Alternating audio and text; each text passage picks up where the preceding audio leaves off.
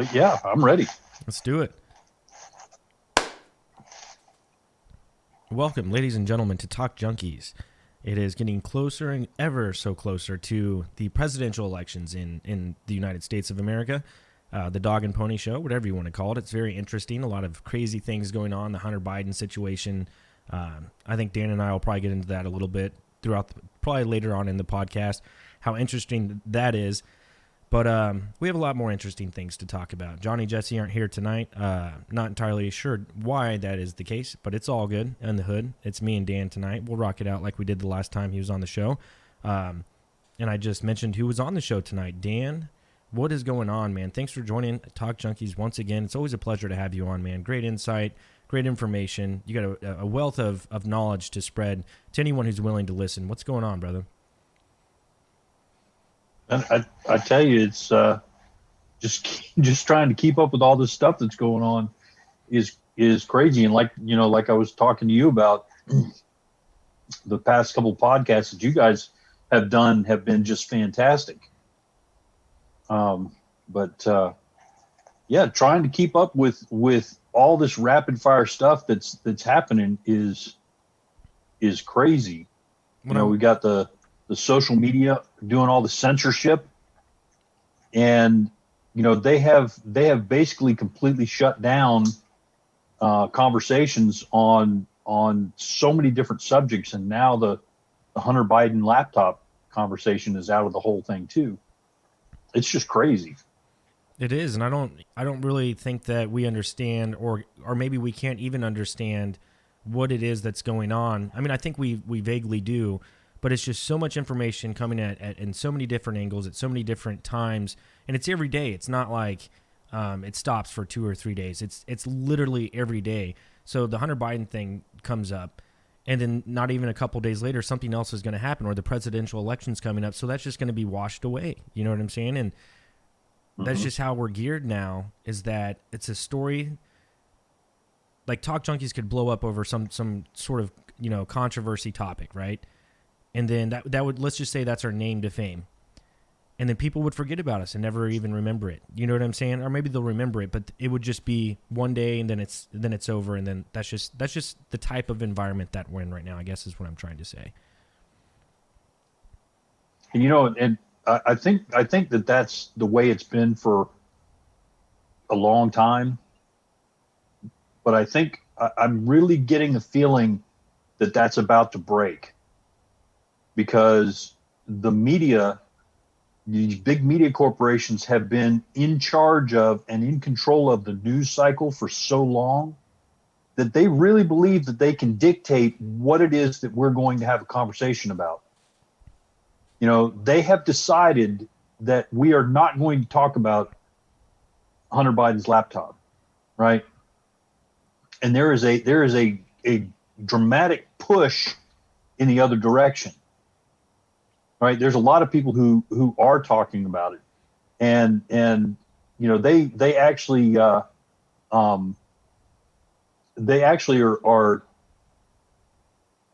their control is actually pushing the narrative even further and making the story last longer than what it normally would. I mean, normally, like you said, this would be already gone, right? But it's got so much juicy shit in there because they're fighting it so hard. Because they're fighting it so hard, it's staying in the cycle. Well, let's just do it this way, Dan. I like how we're going, man. Let's just start it off with Hunter Biden, man. Can you bring to our viewers the situation of the Hunter Biden laptop? Okay, from what I know, is that he took it to a repair shop, his laptop, and he never went back to pick it up. But there are receipts, and I don't know if that's verified yet, that he had signed his name on a credit card receipt or something like that shows that it's him. Now, can you give us some in-depth detail on what truly is going on with the laptop story from beginning to where we currently are today? Well, here's the way that I understand it, is that Hunter dropped off the laptop, and it was at the guy's shop for a year, right? And so because it had been there for so long, and this guy, it's not like Hunter Biden is this guy's only customer, and he may not even know who Hunter Biden really is, right? Before all this stuff. So he's got this guy's laptop, and it's been there, and basically I think this was a repair shop in Delaware. He gets to claim that as his property because it's abandoned. Whoever brought it in to get repaired didn't come back to get it, and so now it's just found property. So he goes and starts looking through the hard drive, right? And he finds all this stuff that really is bothersome. So he gets in touch with the FBI. They don't do anything with it. He gets in touch with Rudy Giuliani, right? And Rudy Giuliani looks at the stuff and says, wow, this is really something. I'm not a prosecutor anymore, but let me get this information and I'll send it to the FBI. So Rudy Giuliani sent it to the FBI, and he also had a couple other people that he was investigating the information with, right?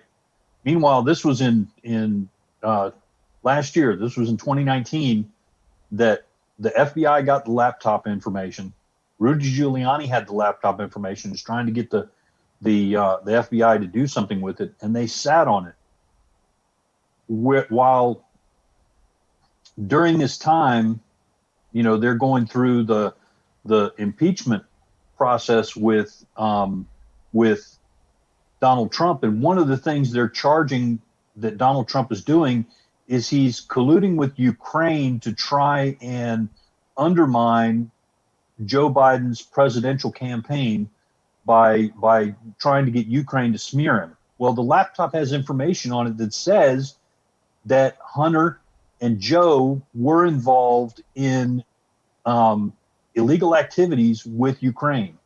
So it verifies that they're doing illegal stuff and completely undermines the whole impeachment farce.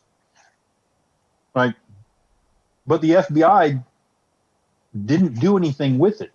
As a matter of fact, what they finally ended up doing was, and I don't remember the exact timeline on this, but I believe it was last year, they went to a grand jury and got a warrant for the laptop. Last year. And basically what it seems like the FBI, right, last year, before the whole impeachment thing. So this is breaking. They got a warrant for the laptop. This is all coming out now?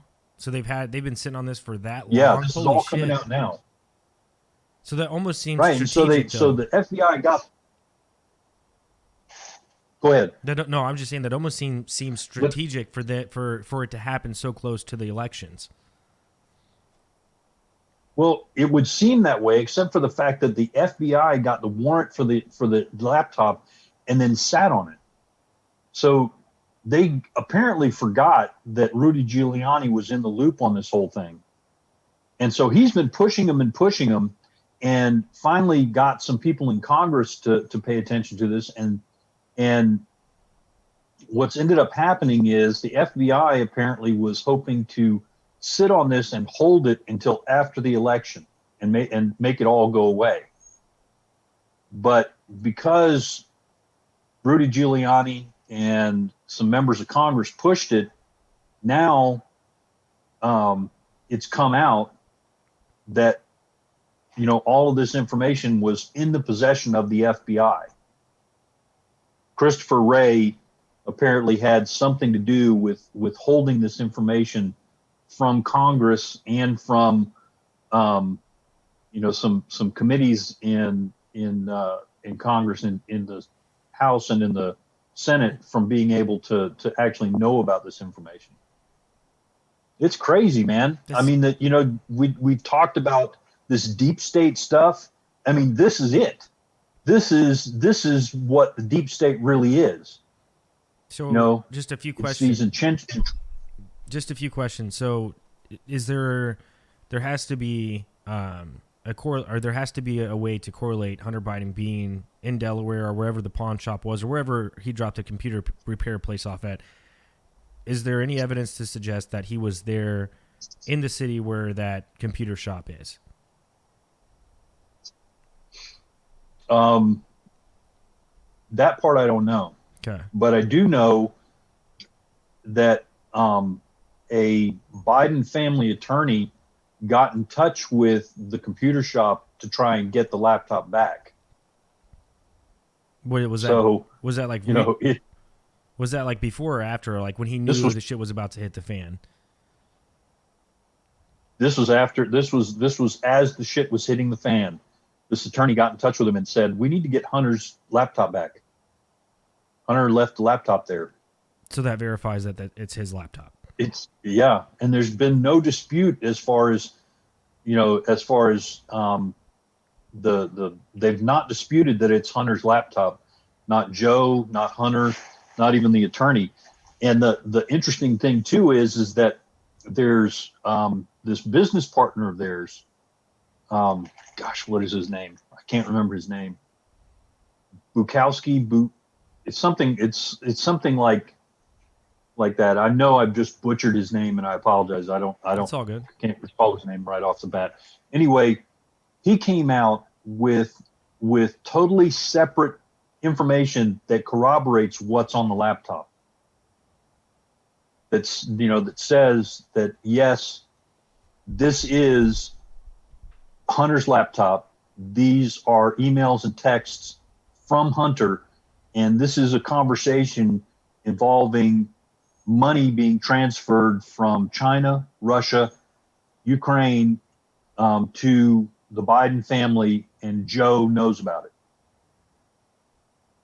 So it's So there's just a couple questions that just pop into my mind when I think about this subject in its entirety. Is the fact that,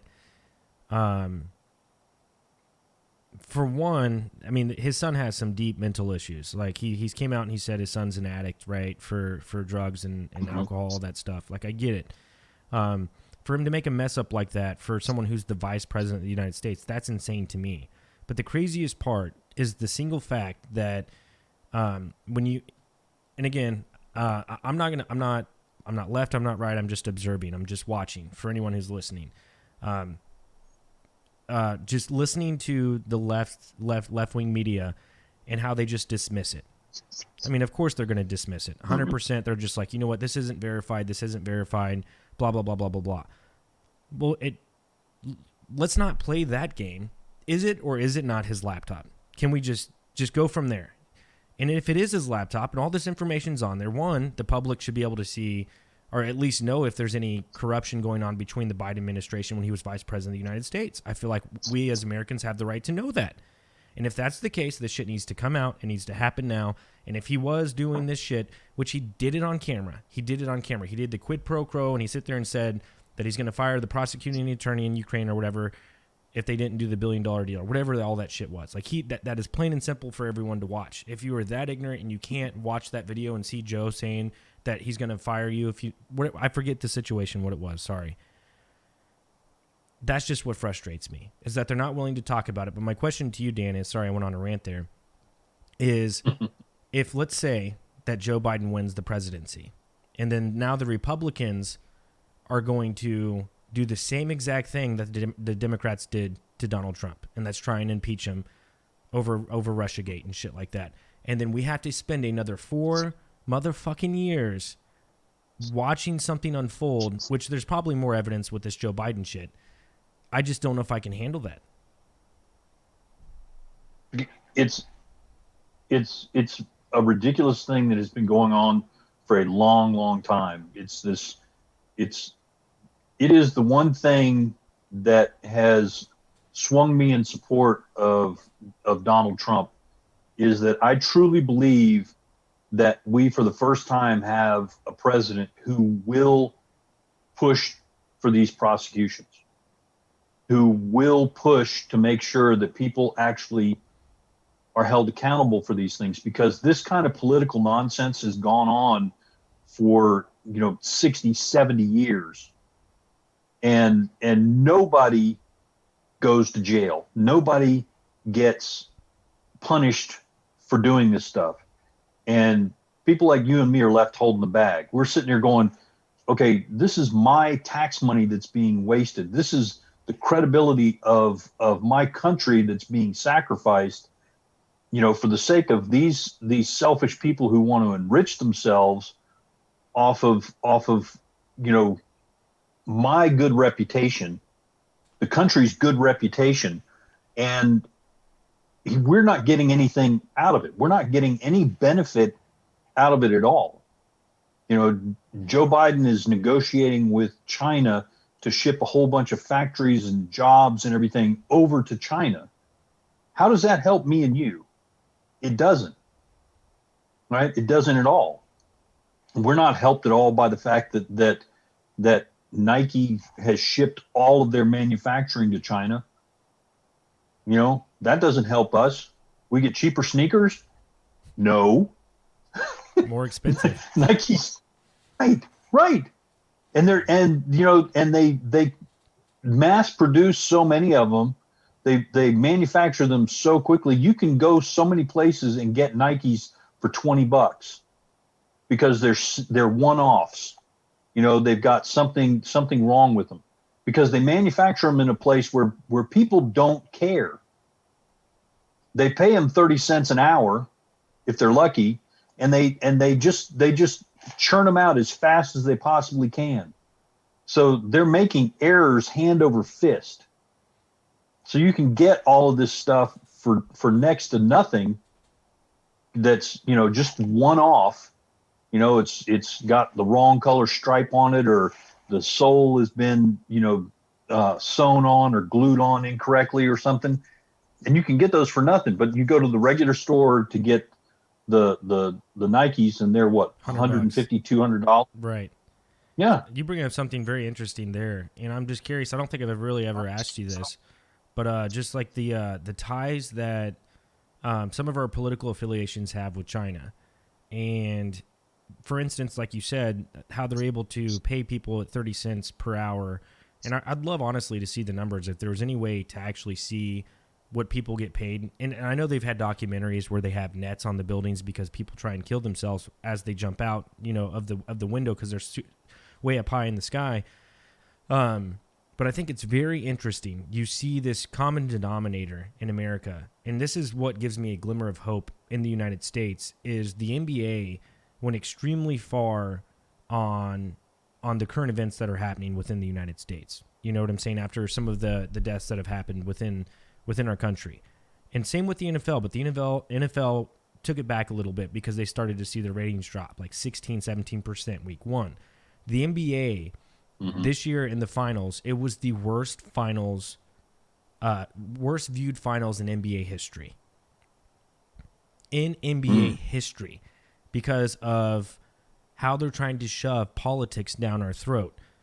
And I had an interesting conversation with someone at work, and I was like, "Hey, are you a LeBron fan?" And he's like, "Yeah, man, I'm a LeBron fan." I'm like, "Why are you a LeBron James fan, man?" I'm like, he's going to sit here and talk about Black Lives Matter, but yet he's endorsing China, which are literally, they have internment camps, and then they pay these people to make Nike products that he's sponsoring 30 cents a fucking hour. So I'm just curious, Right. Dan, on what your thoughts are on has China infiltrated the United States political system? And if they have, how deep are they? And is there any turning back? They are very deep into the American political system. They are the main purveyors of the communist ideology now, and they have been working very hard to infiltrate our government, to influence trade deals, to influence economic decisions for 40 plus years. We've been moving manufacturing over to China since the 70s, and China has been on board with that and pushing very hard to make that happen. And it's not lost on them at all that the way to do that is to influence the politicians in Washington, which has absolutely got to stop. These politicians have been fine selling us out for, $1 million, $100,000, $30,000. They'll sell us out for that. And, I'm big on the Constitution. If you read the Constitution, there is nothing in there that says that Washington, D.C., and the federal government gets to have any say whatsoever about international trade. They don't get to make trade deals with China, right? They get to make decisions about or regulate intrastate trade, within the United States. But as far as international trade is concerned, that's something for individuals to decide, right? And we can put tariffs and stuff on things coming in, but it's not for them to make this decision that, okay, we're going to allow $500 million worth of products from your country into our country this year. That's for us to decide if that's what we want to buy. And ultimately it ends up being a national security issue, because if we don't produce the stuff here and we're reliant on it from another country, that's a weakness. That's a place that can be exploited and a way that we can be brought to our knees. There's nothing that any other country on the face of the planet produces that we can't produce here better, faster, and cheaper. Period. Nothing. I mean, we are the economic engine of the world. America is the economic engine of the world. We have 5% of the population, I think it's 5% of the population of the entire world, and we're 40% of the world economy. Even with China being, even with a trade deficit with China, we are 40% of the world's economy. So just imagine what the situation is going to be when we start bringing all of our manufacturing over, and China is no longer able to exploit their population, in these slave labor camps, because they have plenty of people that they do that with.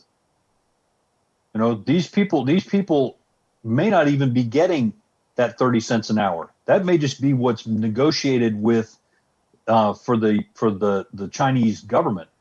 So Nike may not even be paying these people directly. They may just be saying, okay, Chinese government, I need 100 workers. What's the rate? Well, we're going to charge you 30 cents an hour. Okay. How many hours are they going to work? Well, we're going to have them work 80 hours a week. So you need to write us a check for, 100 employees at 80 hours a week at 30 cents an hour. And Nike just says, okay, Chinese government, here's your check.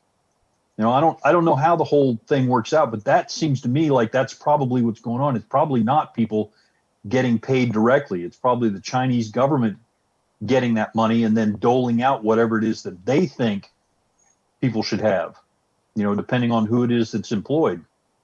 And if they're in these slave labor camps, they ain't getting nothing. That's crazy. How, mm-hmm. And that's what's crazy to me is the fact, and I know this is a little bit off topic, maybe not off topic, but is the fact that people actually know that this is going on. I mean, I feel like most adults that are in the United States are aware of the situation of what you just described. And to me, that's frustrating in and of itself, is the fact that we continue to contribute to something like that. And I know it's extremely mm-hmm. hard growing up and not really truly knowing, like you hear about it, but you're young and you don't really care. But then whenever you get a certain age and we have conversations like you and I are having right now, I'll never buy a pair of Nikes. I don't watch the NBA. I mean, I try not to watch the NFL, but I love my Chiefs, man. I'm going to watch them. I mean, that's the only thing I watch. I don't watch any more football. Like, I'm not trying to give in anymore, man. And it's just extremely hard to go to a store and buy something that's not made from China, that's not food. And now we're starting to import beef from other countries. I think it's like 17% of the beef that's within the United States we're starting to import. And that number could be a little, within 5 or 10 points. It's just crazy. Like, I want to buy American-made products because I know that there's people that are making money for that at a decent wage. I don't. It's just tough, man. I can't go to Walmart anymore. I haven't been to Walmart for myself over a year to buy something because everything is made from China, Indonesia, all these places. Yep. And just how you described what it's like there, us as Americans are like, well, you know what? It's not like that here. We don't have to worry about it. You know what? Well, fuck it. We'll just continue to buy this shit. You know, we don't need it. Blah blah blah. It's mind-boggling, Dan. It's mind-boggling. Mm-hmm. And it's a situation that has been created for us. You know, at the same time that all these manufacturing jobs have been sent overseas, it's been a slow stranglehold on us here, where, like, in the 70s, this is going to be before. This is going to be something that you won't even remember because you weren't alive then. But in the 70s, we still had savings accounts, okay, that earned compound interest. Do you know what that is? I know what it is. You know what that means? I wish those still existed because that would be amazing. It was absolutely amazing because I didn't have to put a tremendous amount. I was a kid, and I would put money into my passbook savings account at compound interest, and over a short period of time, I would see that money grow. Okay, before I was in high school, those ended. Those went away, and the slow stranglehold on all of us started coming in, where we began to have to struggle. And most of us today live from paycheck to paycheck.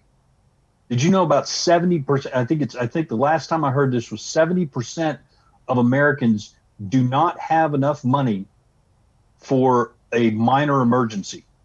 You're right. A car repair, you know, and most of us are living. And this is not something that was accidental. This was done on purpose. And it was done on purpose because of the fact that Americans, because of our Constitution and because of the limits on our government, Americans are the most powerful people on the face of the planet. And we needed to be restricted. They had to get us under control. And at first it was the communists in Russia, and then it was the communists in China and their globalist allies that have been working for this. They've been working to get us under control.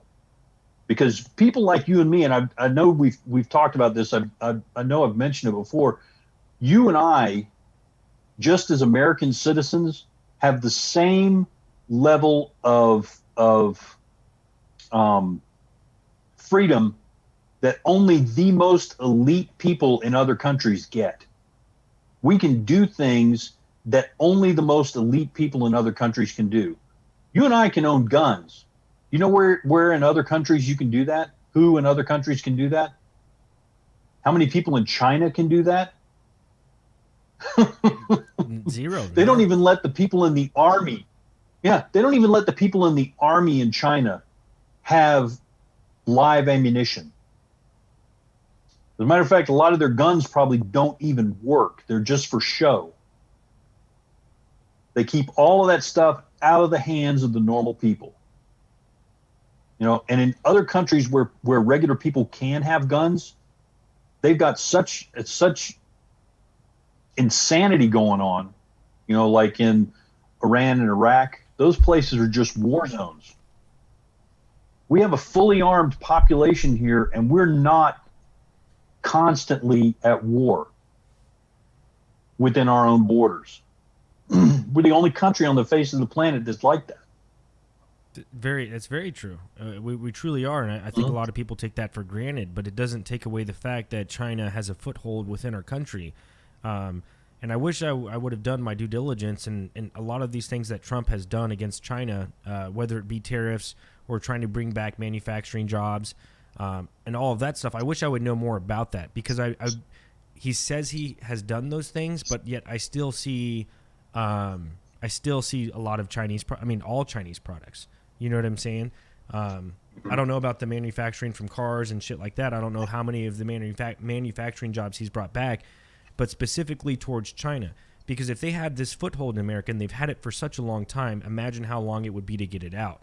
I mean, you would think, hey, this is America. It could literally take a week or maybe 2 weeks. You know what I'm saying? This is our country. We don't need to allow that shit. But with what you just said about all of those things and all the freedoms that we have, I feel like that they're slowly slipping away because all these things are still happening. You know, with China and the corporate media and all these things. Like, it's an illusion of freedom. Like, we had Mike Anderson on, a couple weeks ago, and he had described what it was like in the Roman times at the fall of Rome. And the last 20 years of Rome, people thought that they had freedoms, but they were just under a false illusion. And I feel like that's what we are. Like, it's literally history repeating itself. Well, that's literally why I believe that this next election is the most important election that we've had in the last 100 years. If Donald Trump is defeated, then we are absolutely going to have, we are absolutely going to see the deep state, these globalists, put the boot down. He managed to get in and stop them from doing their final move to push us into a globalist state. Hillary Clinton was all set to put in a plan in place that would have basically ended America as an independent country. And the job is the what they've done over the past 100 years with income tax and the IRS, with Social Security and Medicare and Medicaid, with all of these government programs, they have been moving us towards this authoritarian state. And Obamacare came in, and that was one step towards the government taking care of your health care. And no one stops to take a look at the implications of things like that. When you say that the government is going to take care of your health care, right, that health care is a right, blah, blah, blah. No one stops and says, okay, well, what does that mean? How does that end up being implemented? Well, it ends up being implemented by making doctors into slaves. And the way that the insurance companies and the government have been overcoming that hurdle is by changing doctors from doctors into technicians. That's the move. They don't want doctors to diagnose anything. They want to give the doctors the diagnosis codes and say, here, if you see these things, then this is what we're gonna diagnose it as. And the doctors say, well, that's not true. That's not, you don't have the right criteria for that. And the insurance company and the government say, we don't care. This is if you see these things, then this is COVID-19, right? Or this is whatever. Right. Right. But it's not left in the hands of doctors anymore, because a doctor comes in and diagnoses something, and they look at it and they say, okay, this is what it appears to be. And we're going to try this treatment and see if this is exactly what it is, because you don't always have real clear diagnostic tools and criteria for things.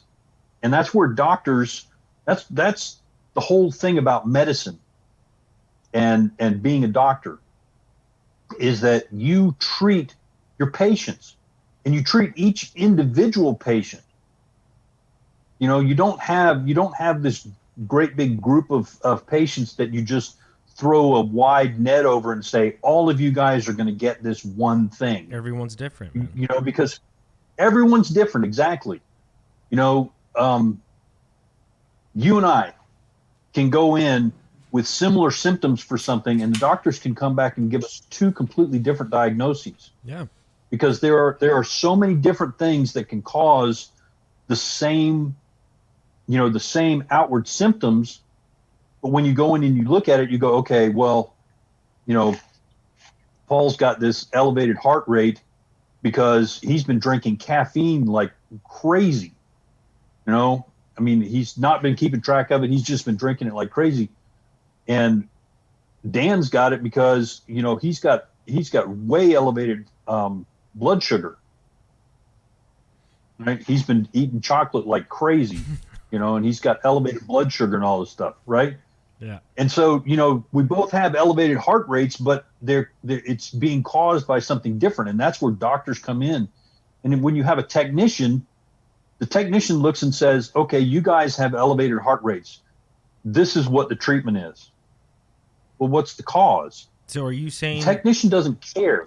Are you saying that with Obamacare, that's the route it was headed? And then whenever the Trump came into office and he demolished the Obamacare, and Biden says that he wants to re-implement Obamacare, so you're saying that's a small example of something that Trump has done since he's been in office, has slowed down the process of a doctor becoming a technician? Or is it still that?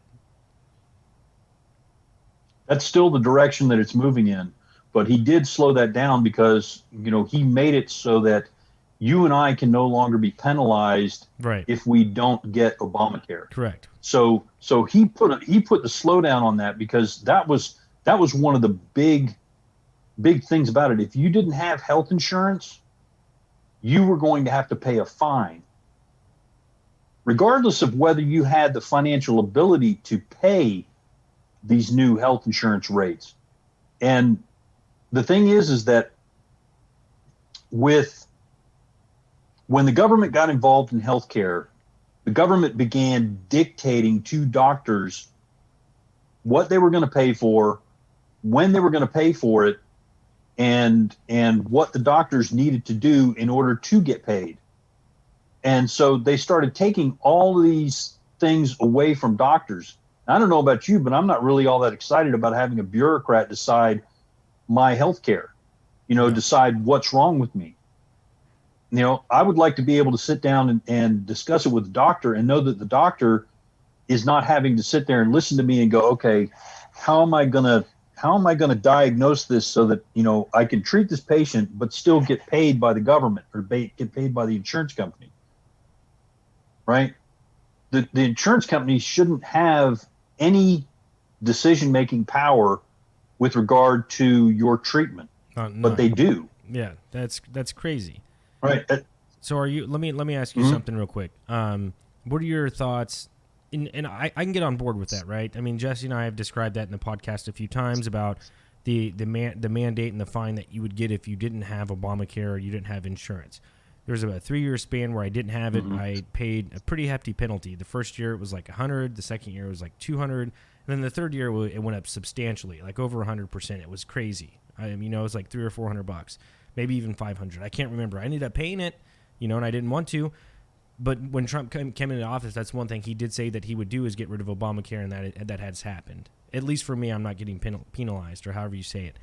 But my question to you is, talking about all the insurance companies, talking about all the doctors, and then you add in the pharmaceutical companies, and you start to realize that all of these industries are billion-dollar industries, big medicine, pharma, all that stuff. It's a lot of money involved within these companies.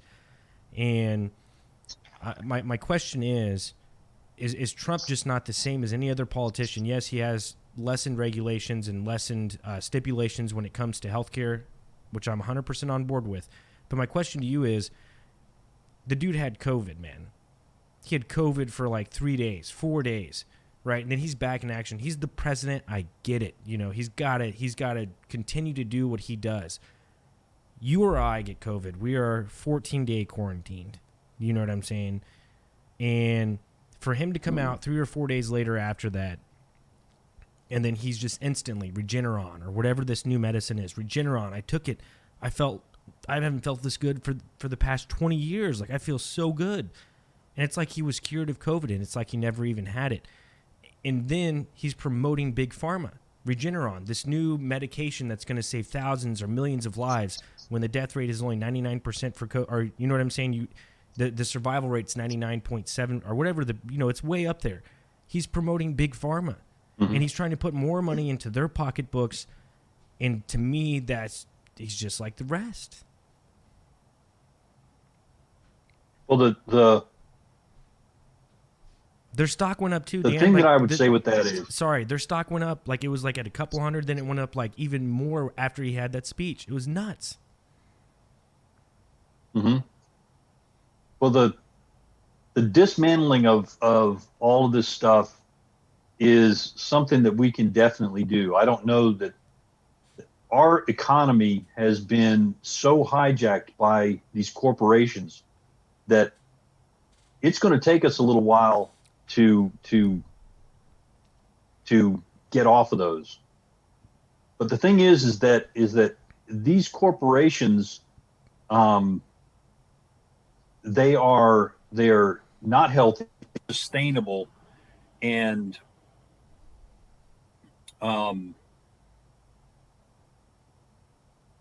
they're not healthy and they're not sustainable. And when we start moving towards reform of these, one of the things that has to happen first is that the government regulation has to stop. And that's one of the things that will end the corporations, because government regulation ends up making the government the customer of the corporation, not you and I, because they answer to the government, not you or I. So, like, next time you go to buy bread at the grocery store, look at the ingredients on your bread label. Okay, the FDA approves all of those ingredients, not you. Right? Now you can go through and you can select from a whole bunch of different breads, and some of these, are super healthy breads, but you're going to pay a lot more for that bread than you will for other stuff. And if you look at the type of bread that you probably use, there's an ingredient that most of these breads have on it, that's called cellulose fiber. Right? Cellulose fiber. You know what that is? That's wood pulp. That's literally sawdust. But it's such a minimal amount that it's okay. You're fine to consume it. I lost you for some reason. I can't hear you now. You can't hear me? Hello.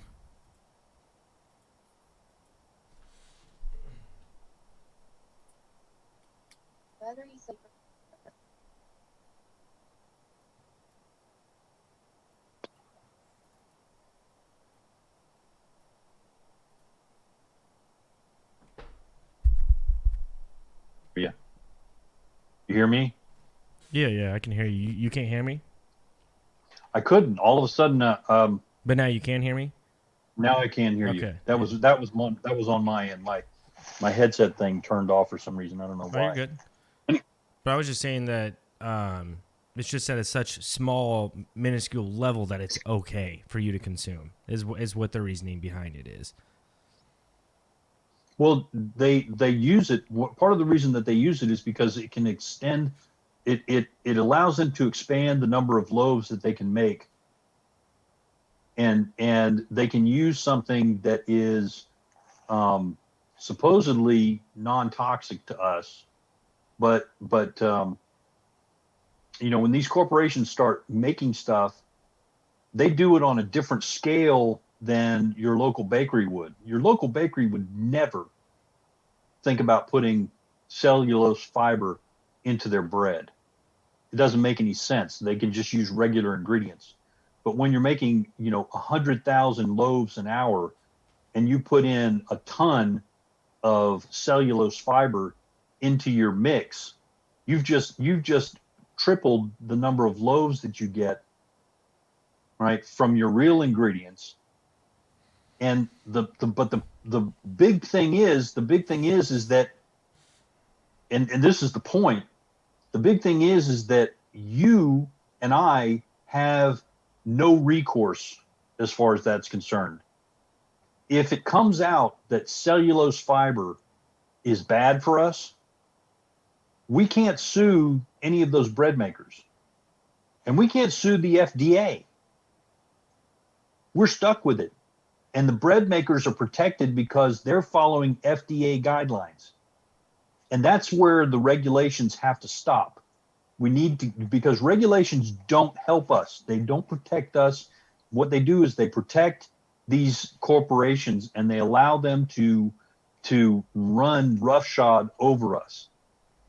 Not only because of the fact that I mean, this is for any regulation pretty much that happens of these large corporations, that it restricts the competition in the market, and it turns them into being able, whether they lobby Congress for particular regulations or not, it makes it so that they only have to answer to the government.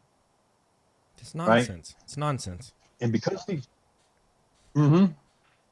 But that's where the beginning of the whole thing starts, is ending the regulations. And so many people scream and yell about the regulations, but again, it's because they don't think to the next step.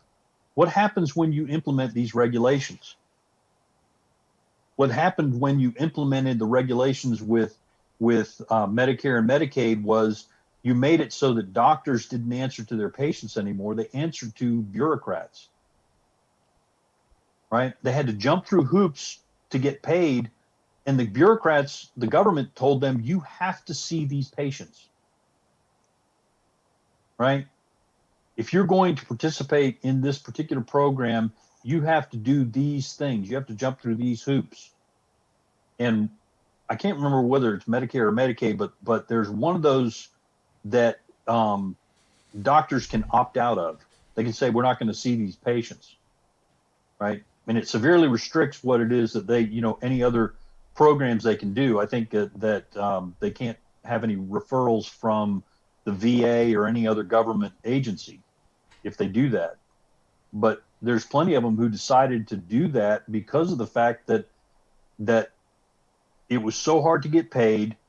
The amount of money that they would get paid for the procedures wouldn't cover what they spent on them, and they had to meet a certain number of these patients coming through in a particular period of time, a week or a month.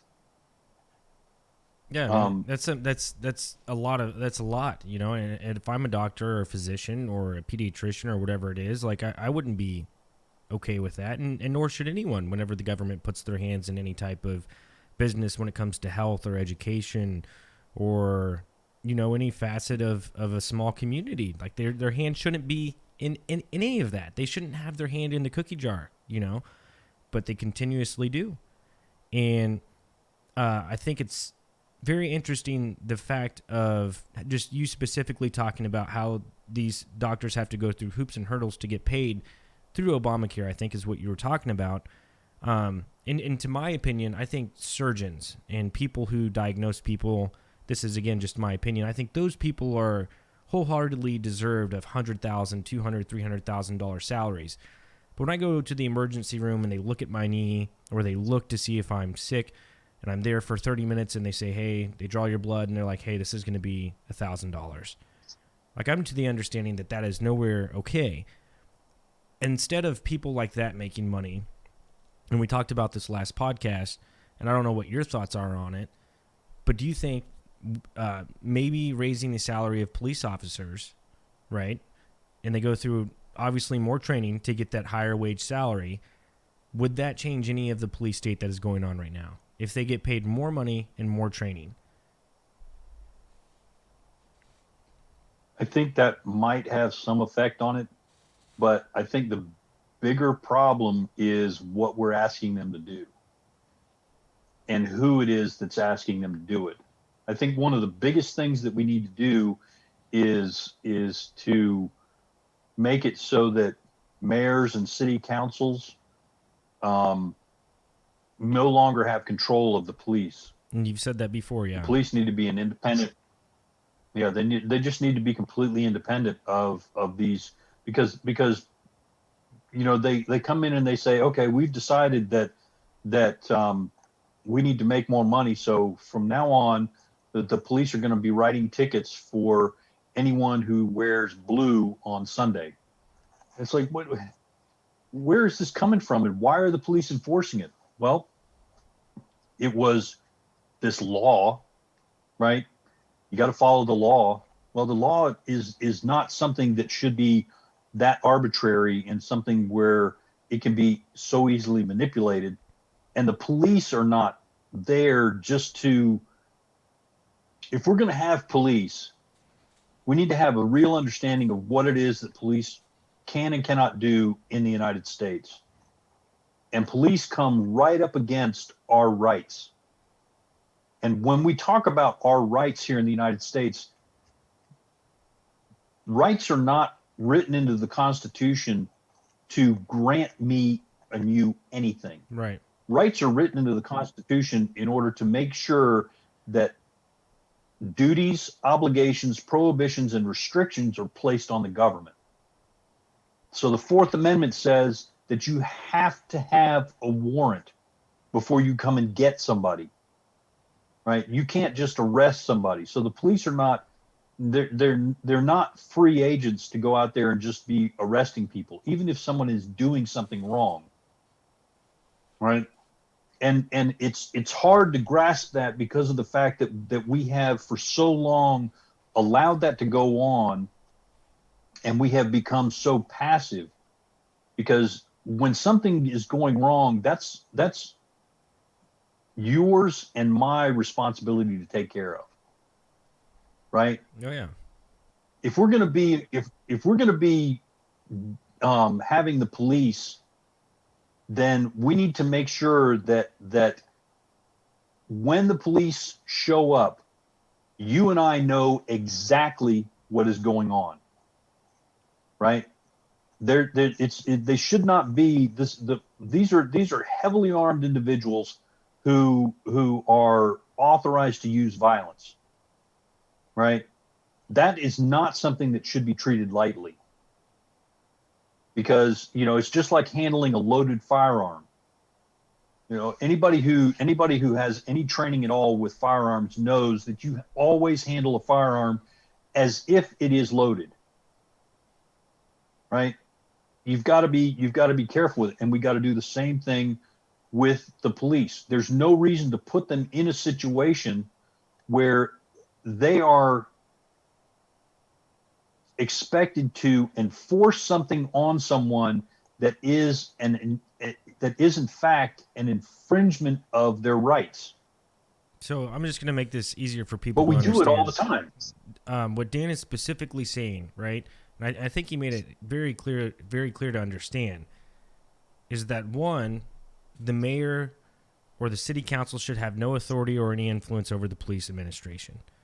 They should be able to work independently and freely upon themselves for the city and for the people, within which they are intended to do. But not only that, these order followers is exactly what they are. They should know the Constitution for what it is and what people's rights are, and they need to start following that. So no one should be in control of the police force except the people of that community. And they need to enforce the laws of which the Constitution regulates, or if the city as a whole decides that they want to implement new laws or whatever have you in that specific city, then the cops can go ahead and do that, I guess. I don't know. That's just, we're not even to that point yet. But that's what I'm saying. That's as easy as it is, everyone. Like, we know our rights, man. And we sit there and we watch video after video of a fellow American getting their rights trampled and violated, and we do nothing about it except have a conversation, which is one, it's a step, right? Because we've been conditioned not to do so much. But we have to stand up for each other. Whenever these instances happen, like, we have to know what is going on, and we shouldn't have to, right? Because the cops shouldn't be in your house in the first place, like you said, due to the Fourth Amendment, or whenever you're getting pulled over for a traffic violation, or whenever you're walking freely and they decide they want to stop and frisk you, or whatever it is. They shouldn't be doing these things in the first place, and we've allowed those things to happen to us. So is it one going to take time, Dan? Yes, I think it will take a lot of time. before we can reverse what we've created for ourselves. But my I have a question for you. I just have a feeling, Dan, that we are so far in this hole, in this political left versus right, tribalism, police state, that it's going to be extremely hard to get out of. Almost maybe too hard. What do you think? I think that there is a way for us to get out of it. I think it will be hard, but I think that, and this is something that I have believed for a long time, and as I've explored it more, I'm more convinced that it would work. I think the Constitution is the path to get us there, because it not only does it lay down the fact that the government has to be limited, it also places responsibilities on us. And we've talked about this before, but I absolutely believe that implementation of the militia as it's laid out in the Constitution would solve 90% of the problems that we have as far as the police are concerned. The way that I envision police, and I think that there's a large number of police who would agree with this, is that if we were to have the militia in place, most of the problems that the police have to handle nowadays would be off the table. And I really believe that the police themselves should be judicial officers. They should be recognized as an arm of the court, and that the court is the only one who gets to tell the police what to do and when. And in 99% of the cases, only when there's a verdict from a jury or a warrant issued by a jury, right? So that if the police show up at your house, right, as soon as they come that there's something they are coming into your house, right? That they should have a warrant in hand that should explain exactly why they are there. They're either coming to get you or they're coming to get something out of your house, right? And we can lay out and make sure that we have everything detailed there, so that when the police go to a certain place, you and I know when they show up what's expected. The police are authorized from the moment they get that paper to use force. And you and I know that, right? That when the police show up, they should have a paper in hand that says why it is they're there and what it is that they're going to do. That they've got an authorization in hand to do that. And I know that's far away from what it is that we have going on now, but what we have going on now is it's not working. We have police over and over again enforcing arbitrary laws that don't really have any. They're subjectively enforced, they're arbitrary, and the consequences are life-changing in so many instances. Just simply getting pulled over for doing 5 miles an hour over the speed limit can quickly turn into a situation where you lose your life or the police officer loses his life. And it shouldn't be that way. There's no reason for something like that to happen.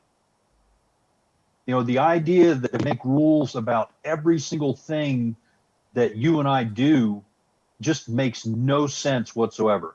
That's authoritarian. That's for places like, China. That's for places like Russia. That's not for here. That's not for the United States. And I think that right. What we talked about earlier is China, how they've put a foothold within the United States, that's what it's slowly turning into. And you and I are seeing this unfold with our own two eyes, man. Like, you're seeing it, I'm seeing it. There's a video that happened in New York. I forget exactly where in New York, but there's a specific instance where there was a phone call. These neighbors called the police because there were too many cars in the parking lot or in the front of their house, and the policeman forced his way. I mean, he knocked on the door, and then he went inside the house, like as they're trying to shove him out. Like, dude, get out! And he's like, I'm hearing a complaint because there's too many cars outside. What? Are you kidding me? Too many cars outside? Since when is that a crime? And then he looks inside and he's like, there's too many people here. There's 10 people in here. That's too many. We're already there, Dan. Like, we're there, dude. I know that's New York. I know that's one state out of 50 states, man. But like, damn, dude, we're super close. And that just, to me, that shows that these policemen and women are order followers through and through, man. Through thick and through, they are order followers. And I think the only way to change it, and this is just my opinion, I said it last podcast, and my cousin holds true to this, is the fact that we have to start locally. And I know you're a big proponent of that. Like, we have to get involved in local politics, and people need to be more aware. I almost wish, and I'm not voting, and I should, I almost wish it was mandatory, if anything, to vote, to be aware of what's going on in your community. I don't know, man. Well, I think, part of the problem that we have is we've got too many people who are allowed to vote. We've got people who should not be voting that are allowed to vote because we've implemented these arbitrary lines. When you're 18, you should be able to vote. Well, I know plenty of 18-year-olds. I know plenty of 25-year-olds who shouldn't be allowed to vote. Right? And you can't be excluded for all these different reasons. Well, you know what? So we're not going to exclude people for their sex or their race or any of that stuff. Fine, but we do need to have some kind of way of excluding people who don't meet the criteria. Right? We could say, if you don't serve jury duty, you can't vote. If you're called for jury duty and you don't serve, or you come up with some excuse why you can't do it, you can't vote. Because having universal suffrage, having everybody be able to vote, is just not working, because there's a whole lot of people who are easily manipulated on emotional issues, or are low information, that will simply be given one piece of information and they'll ride that for years and never change their mind about it. And there are too many people like that for the rest of us to allow ourselves to continue to be controlled by that, because authoritarians love that.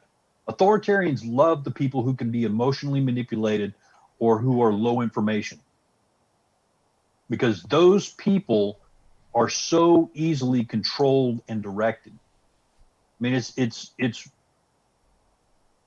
I think it's really and truly it's time for America and Americans to take on our real responsibilities. The Constitution sets America apart from any other country on the face of the planet. There's no other country that's even remotely close to what we are.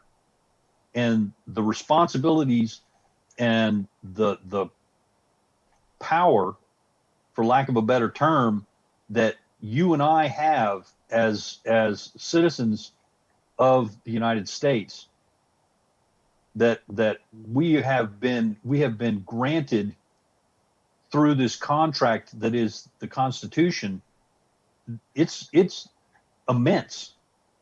And it's the same power and authority that kings and queens in other countries have.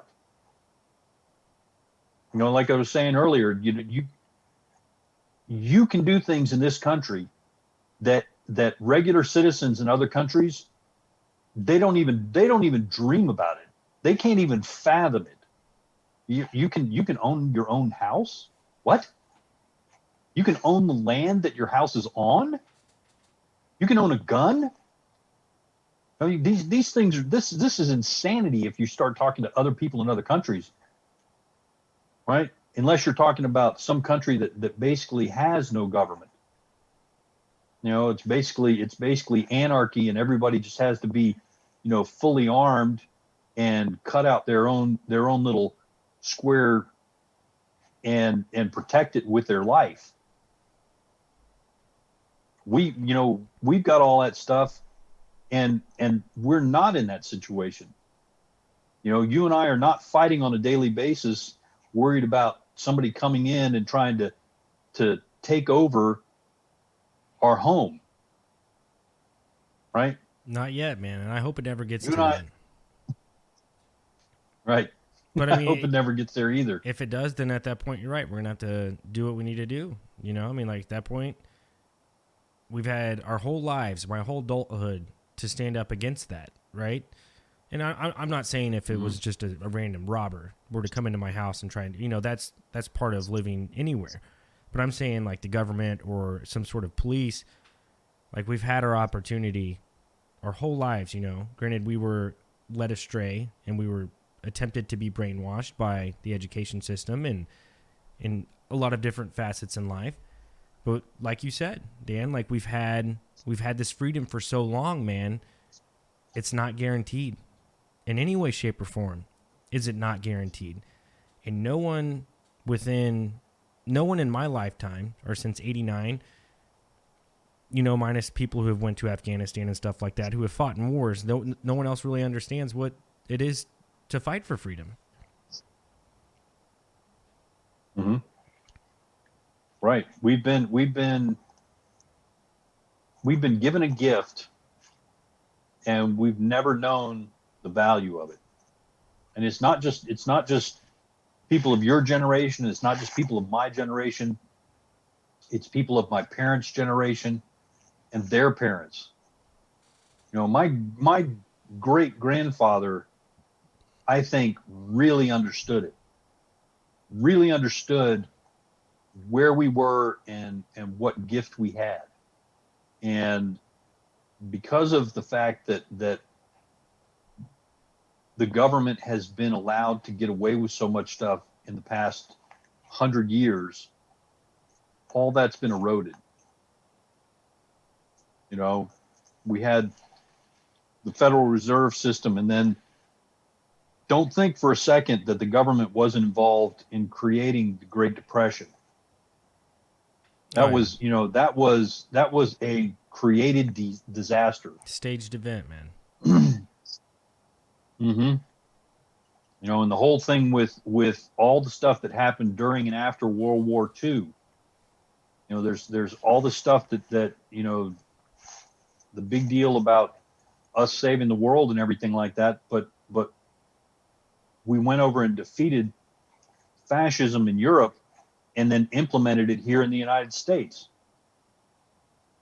The government did exactly the same stuff that was happening, that we were over there supposedly fighting against Hitler for. It's true. I mean, and it's been an ongoing thing. We're gonna break it, man. This podcast this podcast will break the cycle one day. I feel it. I think so.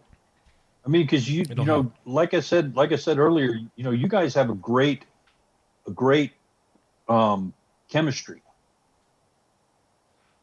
and you're flexible enough to talk about a wide variety of ideas, and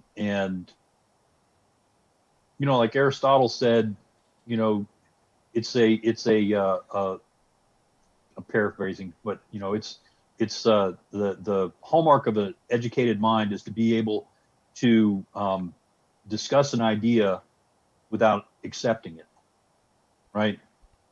You don't necessarily have to swallow the whole thing, or swallow any of it at all, but you can take it, play with it, think about it, understand it, and then say, yeah, I completely get this, and I reject it anyway. Boom. Right? I'm sorry, Dan, but I want to leave it with that, man, because that was beautifully said, man, and we're close to the top of the hour. And I think that that's just a beautiful note to leave it on, man. If you, I mean, just we all have different ideas, and I've said in the past few podcasts, you know, I've slowly come to realize, and this is again just my opinion, that the left and the right are the same. They're always going against each other, and I'm just trying to find my way within that fight to understand both sides, soak it in, and then either reject it or say, "Hey, I like it." That's the message we got to try and get across, man.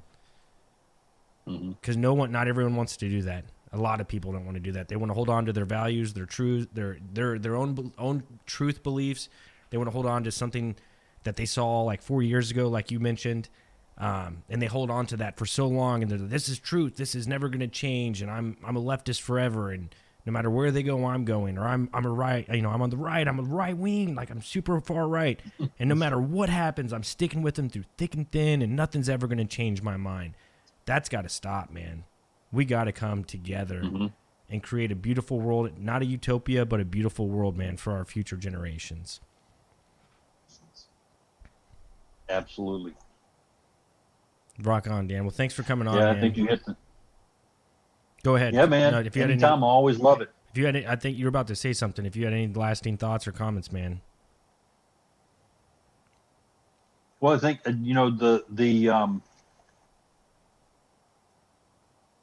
the left and the right, the idea that you're going to hold on to an idea because of how you're emotionally attached to it and not based on information. There's so many people who their ideas and their perspectives are part of their image of themselves, and so they will not look at them and change them. They won't think. You know, it's an emotional attachment, and that's where so many of these people are so lost. They can't step back and detach themselves from stuff like you and Johnny and Jesse end up doing really well. You know, most people can't do that. Most people can't step back and say, okay, this is what I think, you know, and it's not me, and this can be wrong, and it's not a personal thing. You know, my thought, well, I can think something and be wrong, and it doesn't mean I'm a bad person, right? We all make mistakes, and we all go in different directions, and it's part of education. We get a chance to be educated and learn and grow, and if we're not doing that, then we're just running around in circles. We're gonna right? We're doing the same thing over and over again, expecting different results. Chaos, man. Well, I appreciate you, Dan, as always, man. I hope you have a fantastic night again. Thanks for doing it on a short notice, man. I probably should have gave you a little bit of a heads up, man. I'm sorry, but thanks for joining Talk Junkies, man. It's always a pleasure. Hope to have you on again soon, and I wish the best for you, my man. Well, thanks, Paul. Wish the best for you too. Tell Johnny and Jesse I said hi. Will do, sir. Have a good night.